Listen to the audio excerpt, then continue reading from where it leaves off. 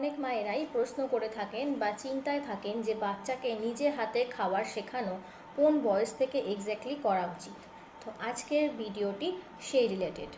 সাধারণত 6 মাস বয়সের পর থেকেই বাচ্চাদের যখন থেকে সলিড খাওয়ানো শুরু হয় তখন থেকেই চেষ্টা করতে হয় তাদেরকে নিজে হাতে খাওয়ানো ট্রেনিংটা দেওয়ার। কারণ এই সময় বাচ্চারা নিজে হাতে করে খাবার খাওয়ার চেষ্টা করে থাকে ম্যাক্সিমাম সময়। এই খাবার নিজে হাতে খাওয়া শেখানোটা যদি আমরা 3টে স্টেপে ভাগ করে নিই তাহলে মায়েদের পক্ষে বিশেষ সুবিধে হয়। যেরকম 6 মাস থেকে 9 মাসের মধ্যে এই সময় বাচ্চারা নিজেদের আঙুল দিয়ে খুব সামান্য পরিমাণ ছোট্ট ছোট্ট খাবার টুকরো নিজে হাতে করে তুলে মুখে দেয়। আপনি যদি এই সময়টাকে কাজে লাগাতে পারেন, ওর এই বয়সটাকে যদি কাজে লাগাতে পারেন, তাহলে আপনার পক্ষে সবচেয়ে বেশি সহজ হবে ওর খাবার শেখানোর জার্নিটা। এই যে 6 থেকে 9 মাস বয়সটা, এই বয়সের মধ্যে ওকে নিজে হাতে করে খাওয়ার সুযোগ করে দিতে হবে।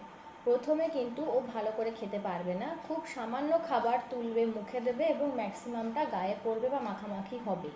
তার জন্য ধৈর্য রাখতে হবে।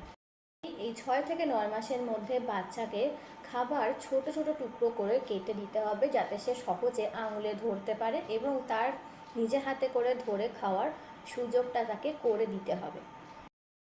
দ্বিতীয় যে সময়টা, যে 9 মাস থেকে 12 মাসের এই সময়ে যখন বাচ্চা হাতে খাওয়ার কিছুটা একটু অভ্যাস হয়ে আসে, সেই সময় আপনি চেষ্টা করুন চামচ ধরানোর। চামচ দিয়ে, যে চামচগুলো বাচ্চার পক্ষে সেফ, কোনো ক্ষতি হবে না, কোনো হার্মফুল নয়, মুখে খোঁচা লাগবে না বা কিছু, সেই টাইপের যে ছোটো চামচগুলো যেগুলো বাচ্চারা ইজিলি তুলে মুখে দিতে পারে, সেরকম চামচ ধরানো শুরু করতে হবে এবং চামচ দিয়ে কীভাবে খাবার তুলে মুখে দিতে হয় সেটা আস্তে আস্তে ওদেরকে শেখাতে হবে।